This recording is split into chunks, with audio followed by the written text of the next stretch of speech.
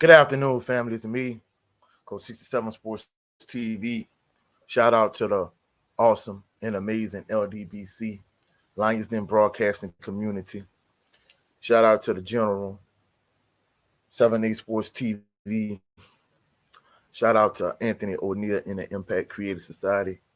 Last but certainly not least, shout out to the greatest university in the world, the Southern University, home of the mighty Jaguars.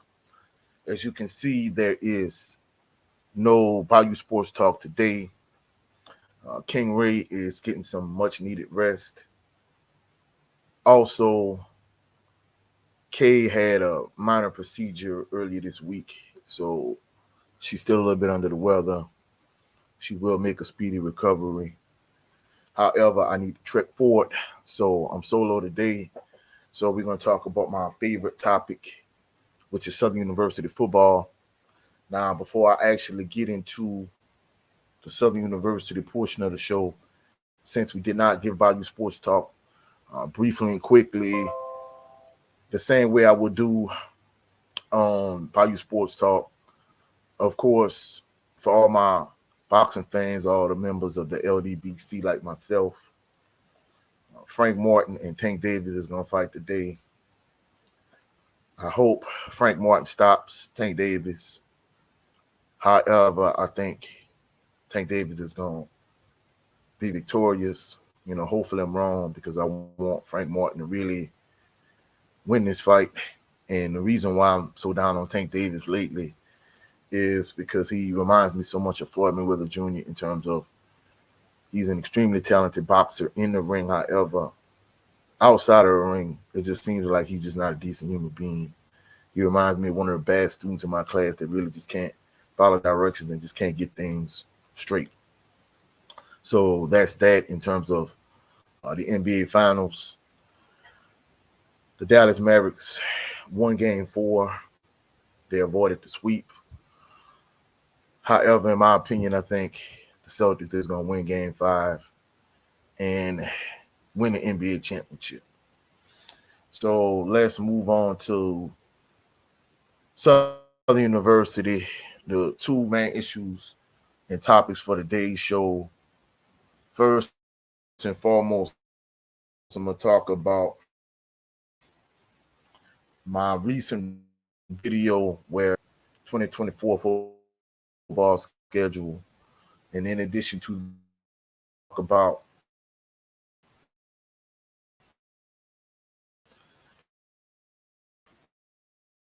the Celebration Bowl being moved to 2024 football schedule. Now, in my breakdown of Southern University's football schedule, I predicted Southern University to go 8-4. And, some individuals, for the vast majority of Jaguar Nation that checked out my video, they was in agreement maybe a game or two. But for the most part, most individuals was in agreement with what I said. However, some individuals thought I was wrong. So let's go through it. Let's walk through the schedule one more time, real briefly and quickly. First, on August the 31st at 7 p.m., Southern University plays the season opener in Lake Charles against McNeese State. I predicted McNeese State to win this game. Now, some individuals were saying, well, Coach, you picked Southern to lose to McNeese but beat Nicholls State. Now, the difference between those two games is, first and foremost, Southern University starts the season on the road. And even though McNeese State is not as good as Nicholls State, first and foremost, you're starting out the season, and Southern is starting out the season on the road. So that's why I give the slight advantage to McNeese State in terms of getting the win for that particular game.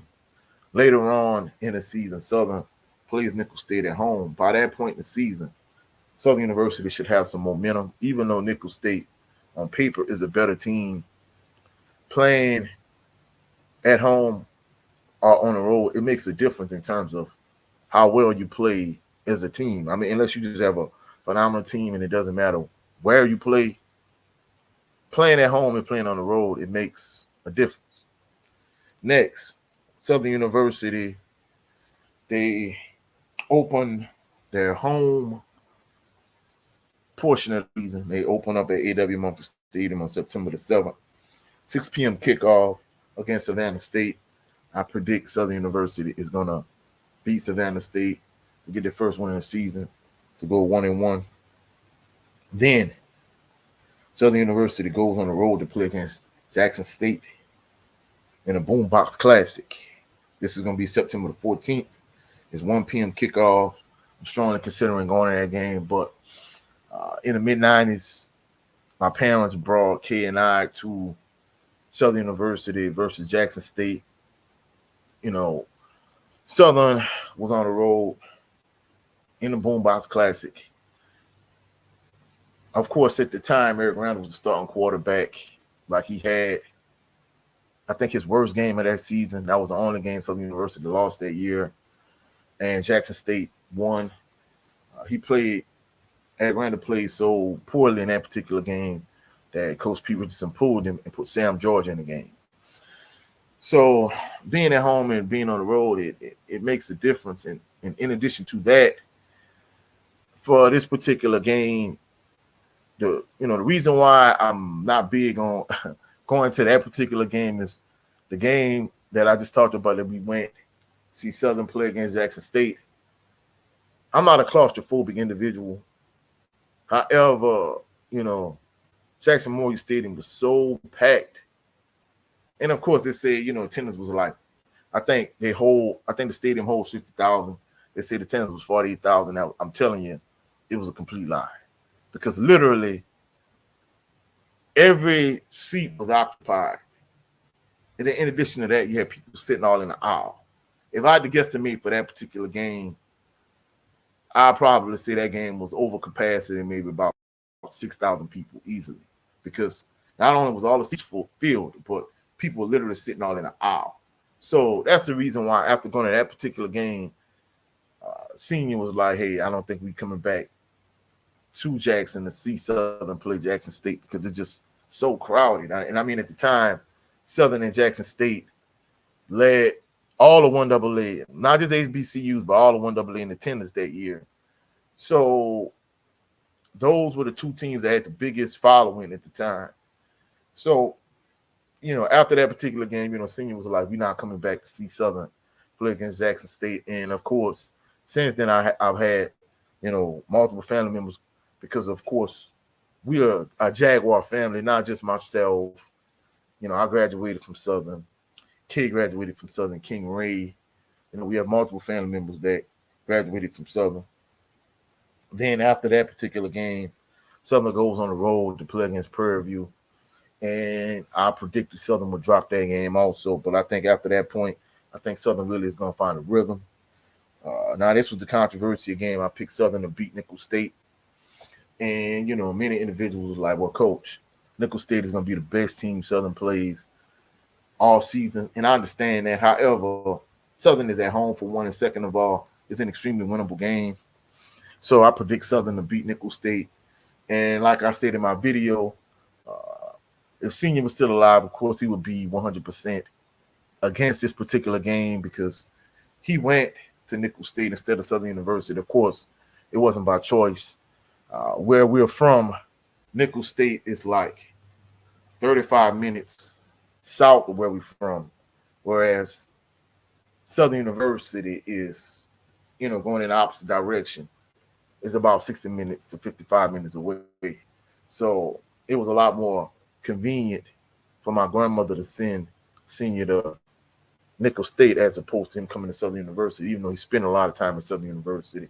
But he was adamant he was against that game because he felt like, especially anytime Southern University went to John W. Guidry Stadium in Thibodaux, Louisiana, because I remember, like, when we were kids, Nicholls State played against Texas Southern for homecoming, and Southern had an away game for that particular week.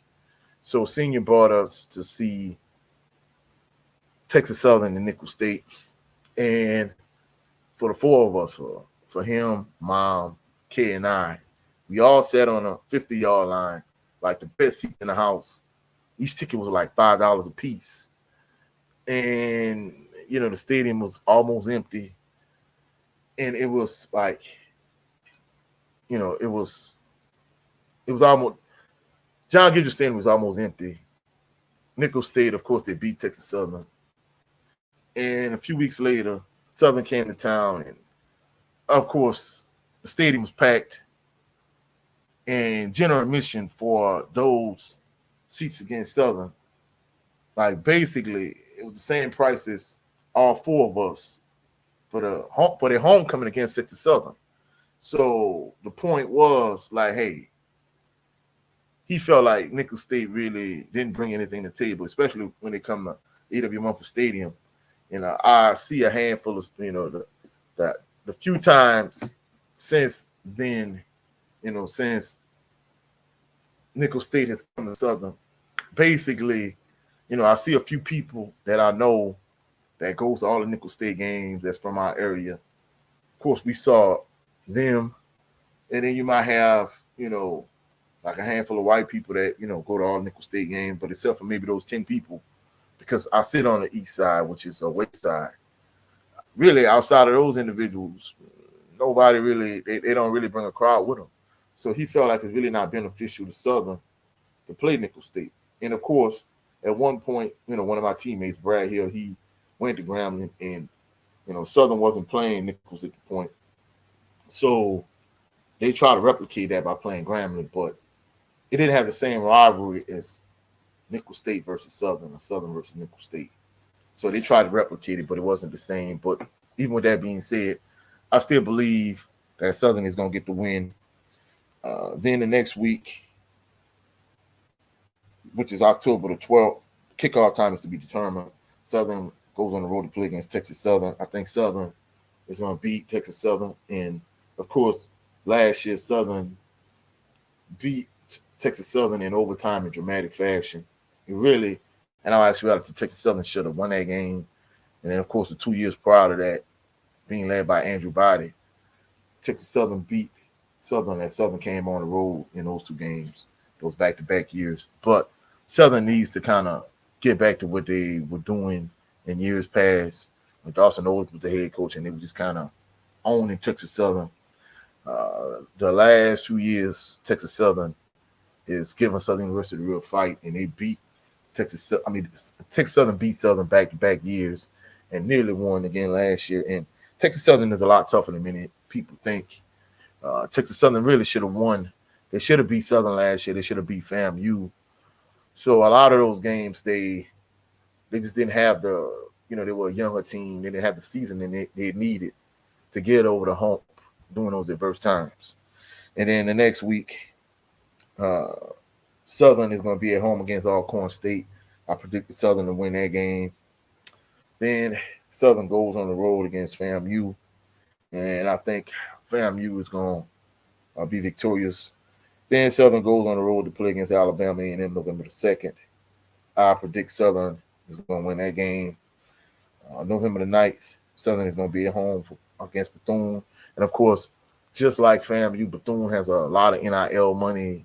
They got a lot of transfers from PWIs. I think Bethune is going to have a very good defense, but I still think they're going to struggle on the offensive side of the ball. I think Southern is going to get the win. Next, Southern goes. Of course, this is senior night.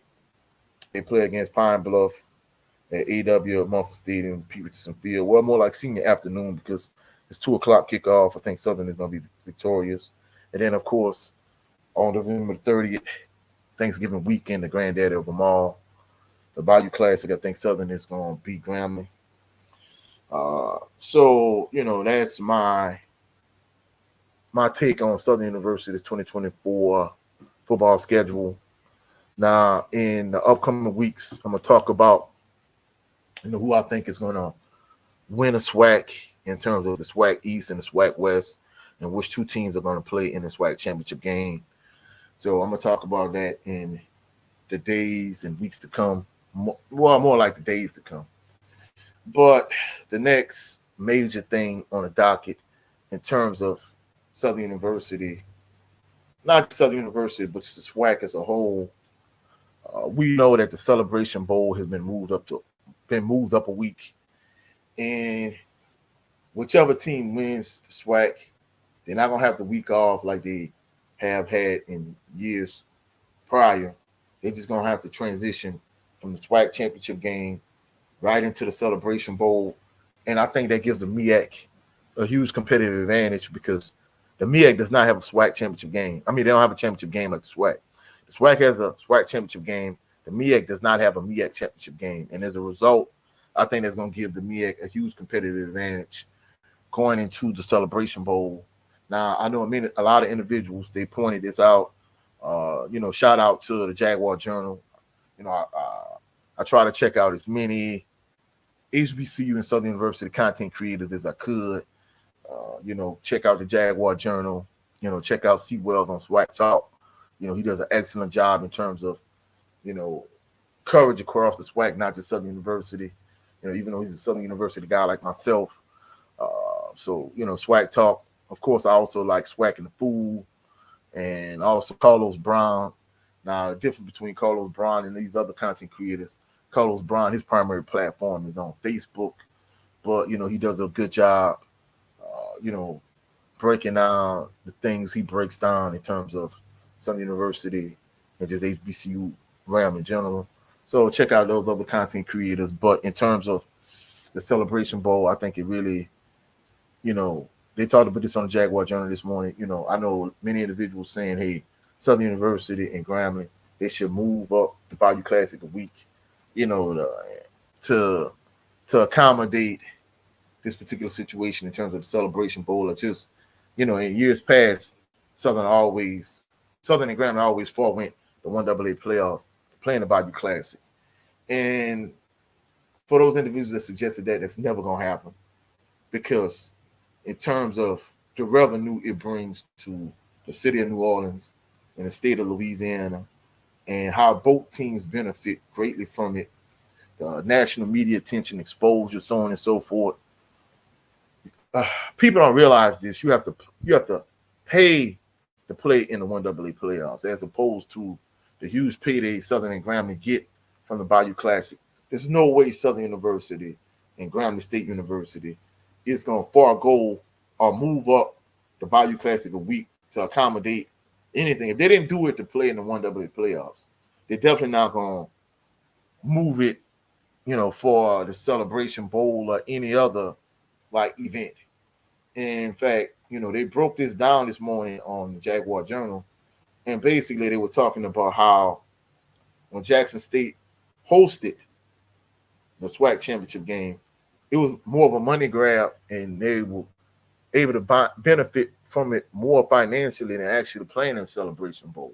So at the end of the day, the Bayou Classic is a huge, it's huge in terms of the amount of revenue it brings to the state, the city of New Orleans, and just both institutions. So the Bayou Classic is never going to be moved. They're not going to move it up a week.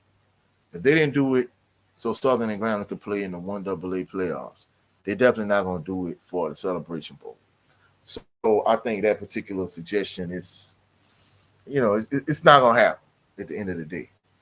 Now, in terms of the Celebration Bowl, like I said, I think it gives MEAC schools because, again, the MEAC does not have a MEAC championship game. There's no championship game, and they finish up this season, especially considerably earlier than Grambling, Southern, and Alabama and them teams like that. So, it's going to give them a competitive advantage having that extra time off. Now, I know in years past when you would have the national championship game, especially when it's BCS national championship game, both teams had that long time off. And in addition to that, the team that was the underdog usually won a BCS national championship game. The reason being is because, basically, if you constantly hearing like, hey, you're going to beat this team in the BCS national championship game, and you hearing, hey, you're the underdog, you're gonna lose, and the team that's the favorite, hey, you're gonna win. Hey, it's gonna that gives the team that's the underdog more motivation. But in this particular scenario, with SWAC and the MEAC is gonna be, relaxing, and they're gonna have that time off. Whereas your SWAC team, you still playing, especially if you're playing the SWAC championship game, it gives the MEAC a competitive advantage.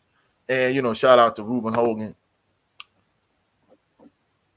He said the Celebration Bowl is played on ESPN networks, way more eyes, and can better help expose and build school population. Celebration Bowl have major perks. North Carolina A&T benefited major from it. Oh, without question. I mean, I'm not knocking the fact that the Celebration Bowl is a huge benefit to, both the SWAC and the MEAC. It does help you grow your, your student population in terms of student athletes and just students in general. However, the point I'm trying to make is basically, Southern and Grambling is not going to move the Bayou Classic up a week, for the Celebration Bowl. If they didn't do it for the 1AA playoffs, they're not going to do it for the Celebration Bowl. And, I agree, whether it's Jackson State, whether it's North Carolina A&T, many schools have benefited from the Celebration Bowl. But I think at the end of the day, I think from a financial standpoint, I think it's more beneficial to Southern and Grambling, the Bayou Classic. Now, like I said, in a perfect world, in the ideal world, I want Southern to win a Bayou Classic, then host the SWAC championship game at A.W. Mumford Stadium, Pete Richardson Field, and then that following week go on to win the Celebration Bowl and become the Black National Champions. I mean, so that way you can get, the most bang for your buck in the day. But the point I'm trying to make is, really and truly, Southern and Grambling are not going to move up the Bayou Classic just because of the situation with the Celebration Bowl. And, and one other point, too, that you made, Reuben Hogan, that I want to bring up is the fact that, ESPN, that was the reason why the Celebration Bowl was moved up because ESPN wanted to move it up. Now, for those individuals that follow my platform, I'm not big on ESPN, but, of course, ESPN is going to give Southern, a lot of exposure this coming season. Next week, this coming week, more than likely this coming week, I'm going to talk about the games that ESPN is going to give Southern University, coverage on ESPN3. But, outside of, the HBCUs that they cover, Southern and Jackson State and so on and so forth, I don't have much use for ESPN. I know they're the worldwide lead in sports, but, the huge issue I have with ESPN is their huge double standard when it comes to Black athletes and non-Black athletes. If you look at the situation with Josh Giddey, that situation is just utterly disgusting to me. Anytime a Black athlete does something wrong, ESPN, they give it an infinite amount of negative attention and time, whereas the non-Black athlete, does something wrong, they get no time, no attention.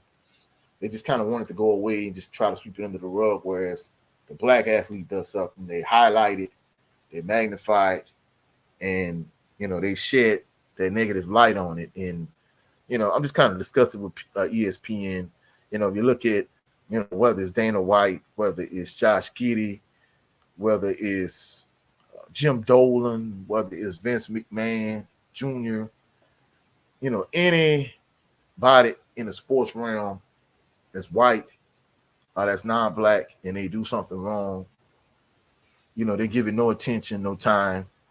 Whereas a Black athlete does something wrong, they give it an infinite amount of attention, negative attention.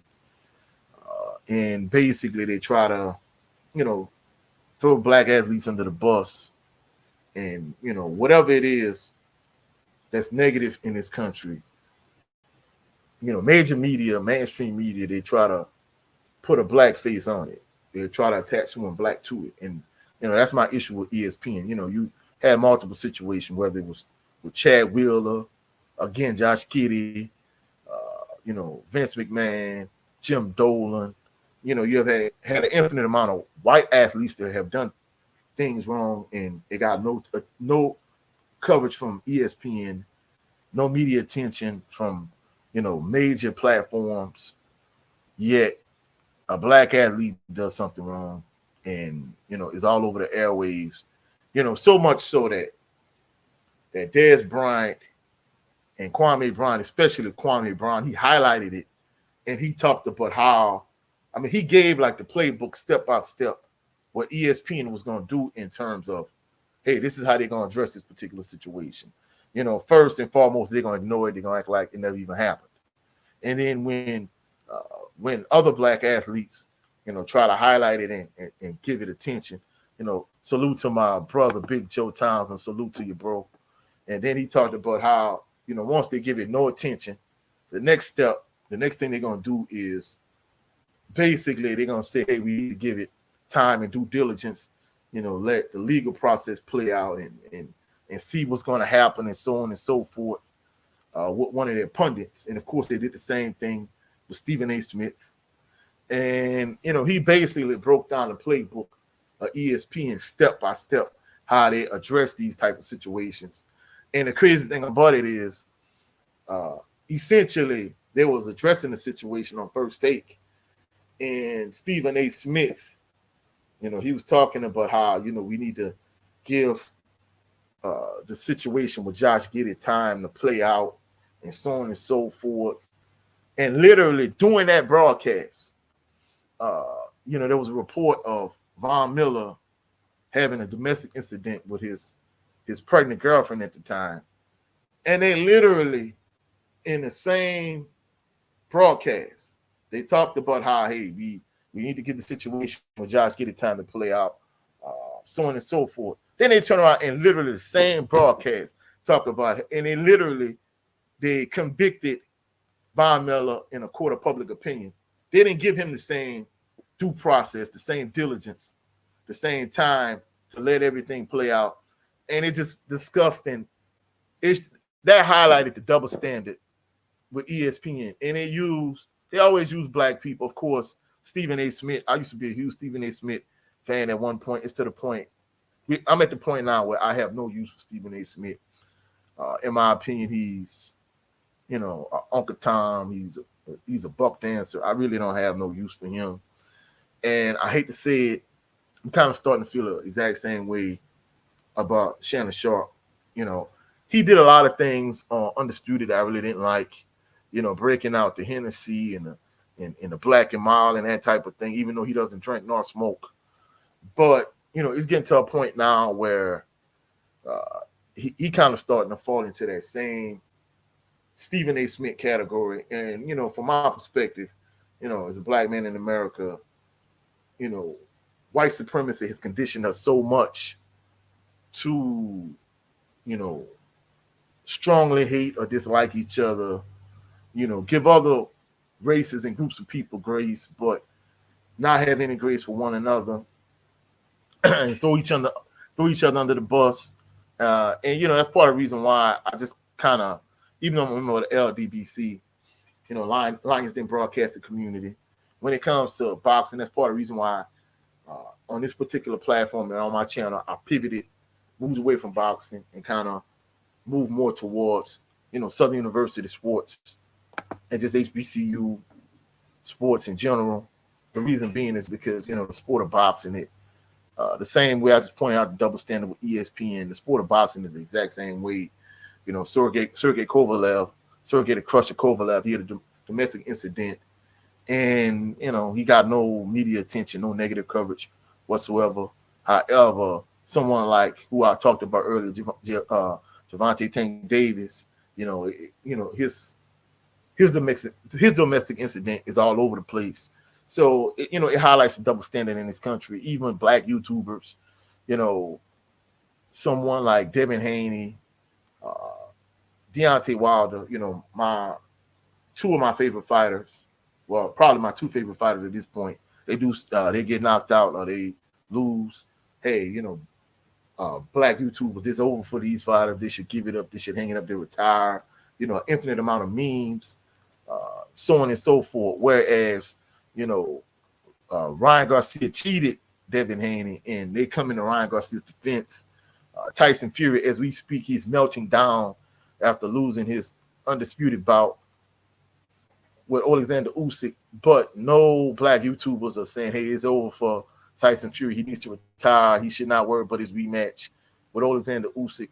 So it just highlights the huge double standard in the sport of boxing.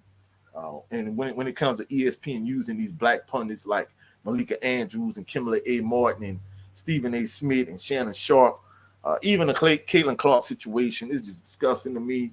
How Angel Reese gets hard fouled and no one cares, whereas Caitlin Clark, she's barely touched. She gets hip checked and they act like it's the end of the world. So that's the reason why I don't have much use for ESPN, for the exception of the coverage they're gonna give Southern University and other SWAC schools and HBCUs and the Celebration Bowl and so on and so forth.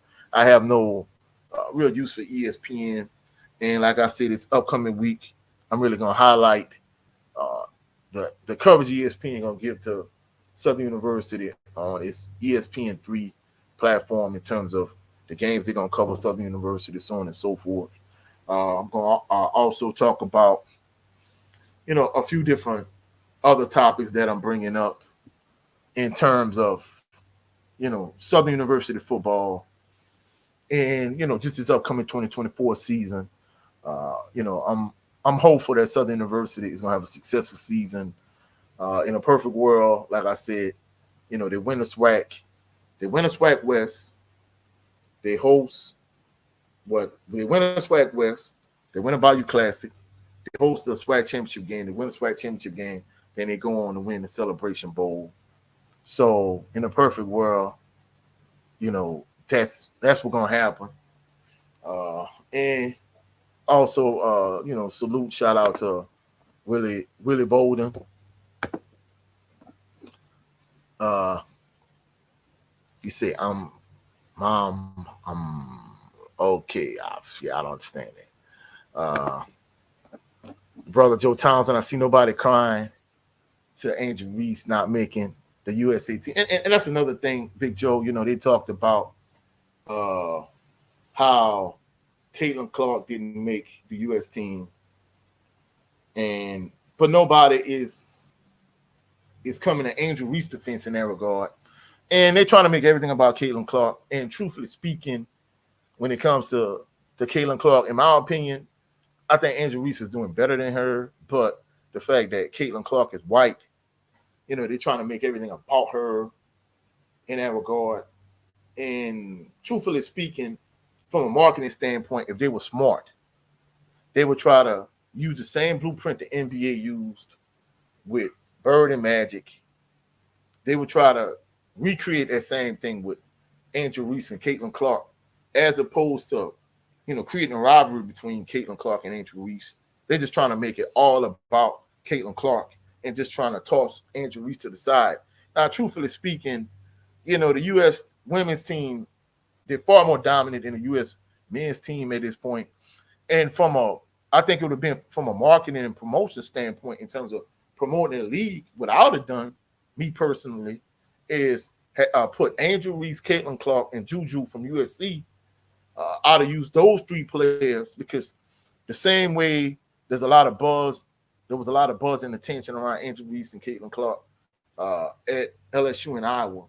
Juju has the same type of buzz at USC right now. So if it was me, I'd have made her the one college player on the U.S. women's team, and then I'd have used those other two slots for those two rookie players, and then thereafter keep the other 9 spots for the veteran players. Because let's be realistic, the women's team is going to win the gold medal. But the point I'm trying to make is Big Joe has he has a legitimate point in terms of, they're crying about how Caitlin Clark didn't make the U.S. team, but they're not saying the same thing about Angel Reese. And if they were smart, WNBA was smart to really promote their league, they should have put Angel Reese, Caitlin Clark, and Juju on that team. But that's just my personal opinion. But that's part of the reason why I don't have any use for ESPN outside of Southern University and the Celebration Bowl and HBCUs in general.